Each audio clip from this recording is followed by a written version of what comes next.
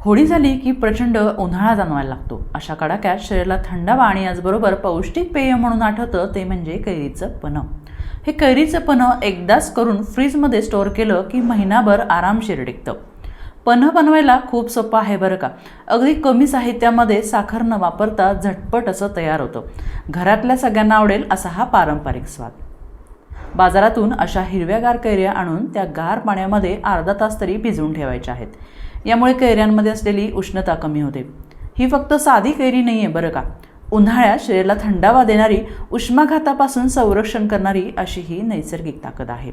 यामध्ये भरपूर प्रमाणात व्हिटॅमिन सी असल्यामुळं रोगप्रतिकारक शक्ती वाढते, पचन सुधारतं आणि थकवाही दूर होतो. म्हणूनच पूर्वीपासून आपल्या घरी कैरीचं पन्ह बनवायची परंपरा आहे. आरोग्य आणि चव दोन्ही जपणारी. सर्वात आधी या कैऱ्या स्वच्छ अशा धुवून घ्यायच्या आहेत. अशा कैऱ्यांची पुढची आणि मागची बाजू सुरीनं काढून टाकायची आहे. स्वच्छ धुवून घेतल्यामुळं यावर जे चिकाचे डाग असतात किंवा काळे डाग असतात ते निघून जातात. याची साल आपल्याला सोलणीच्या साह्याने आता काढून घ्यायची आहे. साल काढल्यामुळं फक्त कैरीच्या कोळीचाच जो गर असतो ते आपल्याला झटपट काढून पन्ह तयार करता येईल. सालीसहित जर आपण गर घेतला तर काय होतं, पन्ह आंबटसर असं तयार होतं आणि ते प्यायलं देखील जाणार नाही. यापेक्षा जास्त कैऱ्या घेत जर तुम्ही असाल ना तरी देखील चालेल. अशा पद्धतीनं सर्व साल सोलून घ्यायची आहे आणि या सालीची चटणी देखील आपण करू शकतो. या कैऱ्या कुकरच्या भांड्यामध्ये किंवा जास्त असल्या तर 2 भांड्यात उकळून घेऊ शकता. यामध्ये अर्धा ते पाऊण ग्लास पाणी घालायचं आहे. कैऱ्या वाफवल्यानंतरनं त्याचा गर याच पाण्यामध्ये मिक्स करायचा आहे. मीडियम असा गॅसवर आपण कुकरच्या 2 शिट्ट्या काढून घेतल्या तर बघा अशा कैऱ्यांचा गर मोकळा झालेला तुम्हाला दिसेल. कुकरमधून काढल्यानंतर गार करूनच या कैऱ्यांना लागलेला गर चमच्याने अशा पद्धतीनं काढून घ्यायचा आहे. त्यामुळं कैऱ्या वाफवण्याआधी भांड्यामध्ये पाणी जे आहे ते फक्त अर्धा ग्लासच घालायचं आहे. यामुळं जास्त गर जर पातळ झाला तर तो बेचू लागू शकतो. बघा अगदी अलगद असा गर निघत आहे. 2 शिट्ट्यांमध्ये मावसर अशी कैरी वाफून निघली की पन्ह देखील छान असं तयार होतं.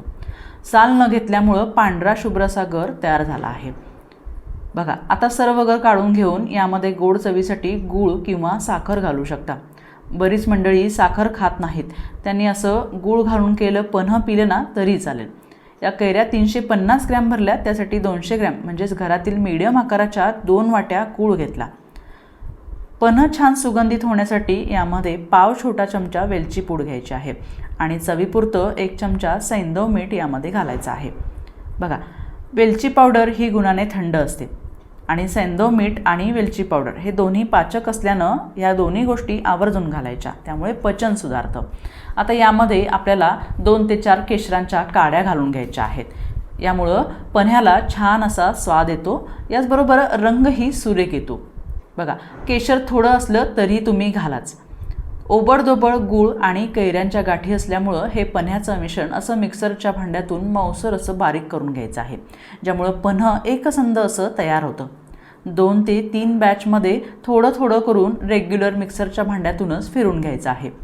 बघा आता आपण मिक्सरमधून काढून घेतल्यानंतरनं स्मूथ असं आपलं पन्ह्याचं मिश्रण तयार झालं आहे. गूळ आणि केशर घातल्यामुळं पन्ह्याच्या मिश्रणात रंगही अगदी सुरेख आलेला आहे. पौष्टिक असं हे मिश्रण तयार झालं आहे. बाहेरच्या कोल्ड्रिंक्समध्ये शक्यतो साखर वापरली जाते, यापेक्षा गूळ घालून बनवलेलं कैरीचं पन्ह कधीही बेस्टच. पहा हे कैरीच्या पन्ह्याचं मिश्रण जे आहे ना ते काचेच्या बरणीमध्ये असं फ्रीजमध्ये भरून स्टोअर केलं ना तर महिनाभर आरामशीर टिकतं आणि पाहिजे त्या वेळेला काढून अगदी मिनिटभरातच आपण हे कैरीचं थंडगार पन्ह तयार करू शकतो. मात्र यासाठी ना प्लास्टिक किंवा स्टीलच्या बरण्या वापरू नका. आता एका ग्लासमध्ये 1 पळीभर कैरीचं पन्ह घ्यायचं आणि यामध्ये ना थंडगार माठातलं पाणी घालायचं. तुम्हाला जर आवडत असेल ना तर यामध्ये बर्फाचे खडे घातले तरी देखील चालेल. तर अशा उन्हाळ्याच्या दिवसांमध्ये संध्याकाळच्या वेळेला चहा पिण्यापेक्षा असं पौष्टिक आणि थंडगार कैरीचं पन्ह पिल्यास केव्हाही चांगलं.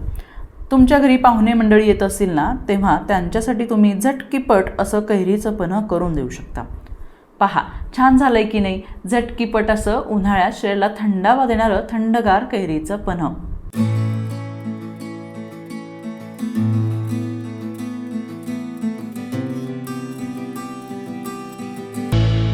यावर सजावटीसाठी मी केशराच्या काड्या घालणार आहे.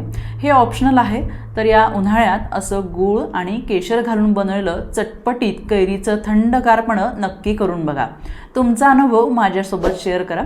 कसा वाटला व्हिडिओ मला लाईक, कमेंट आणि सबस्क्राईब करून सांगा. हर्षदास फूड किचन चॅनलचे व्हिडिओ जर तुम्हाला आवडत असतील ना तर तुमच्या मित्रमैत्रिणी आणि नातेवाईकांना शेअर करा.